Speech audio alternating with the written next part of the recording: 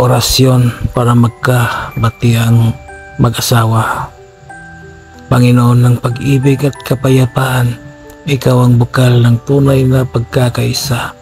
Dinudulog ko sa iyo ang samahan ng mag-asawa na ngayon ay may lamat ng tampo at galit.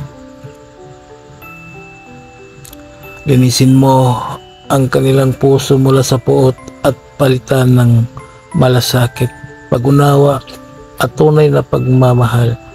Naway manumbalik ang kanilang tiwala at ligaya sa isa't isa, alang-alang sa kabanalan ng sakramento ng pag-aasawa. Amen. Bigkasin lamang mga orasyon na sumusunod ng 3 beses at iihip sa isang basong tubig at inumin, o di kaya ay iihip mo sa iyong dibdib.